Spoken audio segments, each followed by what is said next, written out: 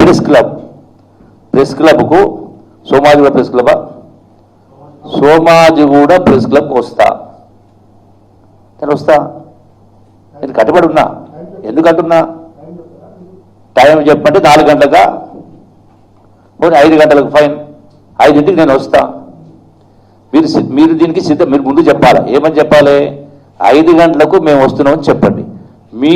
నేను రుజువు చేస్తే మీరేం చేస్తారు? నేను రుజువు చేయలేకపోతే నేను రాజీనామా చేస్తాను.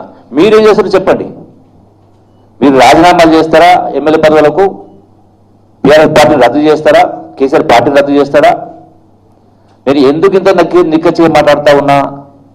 మీరే ఇంటి వాళ్ళు అసలు ఏం మాట్లాడింది దీనికి సమాధానం రాసుకొని తీసుకొని రండి. మీరు ప్రెస్ క్లబ్ కాడికి రండి. నేను రాజీనామా సిద్ధంగా మీరేం చేస్తారో చెప్పాలి కదా. పౌరుషం ఉందా, రోషం ఉందా, సిగ్గుందా, శర ఉందా, చీము రక్తాన్ని మాట్లాడారు. మిస్టర్ హరీష్ రావు, కేటీఆర్ ఇవాళ ఇది మాట్లాడుతున్నారు.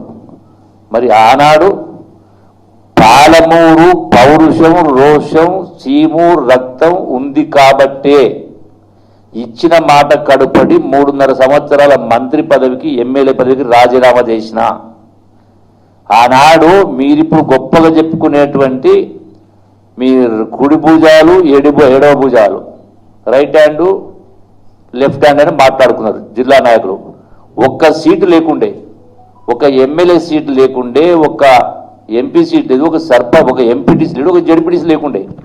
నేను ఆనాడు రాజీనామా చేసిన తర్వాత జిల్లాల పాదయాత్ర వేసి మీరు అధికారంలో బీఆర్పీ అధికారం రావడానికి పాలమూరులో 7 సీట్లు వచ్చినాయి. మీరు గెలిచింది ఎన్ని సీట్లు? 63 సీట్లు ఎక్కువ వచ్చినాయి. దాని ప్రభావం రాష్ట్ర వ్యాప్తంగా ప్రభావం ఉండింది. మీరు ఇప్పుడు నా చరిత్ర తెలుసుకోండి. మీరు నా చరిత్ర తెలుసుకోండి. నేను ఏదో ఆషామాషిగా మీ దగ్గర పూటకో మాట అబద్ధాలు మాట్లాడి వ్యవహారం చేసుకోవడానికి కాదు. నేను మాట మాట్లాడంటే నేను కట్టుబడి ఉంటా. ఇప్పటిదాకా ఉన్నా, రేపుడు ఉంటా, ఇప్పుడు ఉంటా, రేపు ఉంటా. ఎనీ ఇష్యూ మీరు సిగ్గుతప్పిన మాటలు మాట్లాడుకుంటూ మళ్ళీ నాకు పౌరుషం లేదు, రోషం లేదు మాట్లాడితే నేను అందుకే చెప్తున్నా. ఇప్పుడు ఈ రోజు కూడా నిన్న ఏం జరిగింది?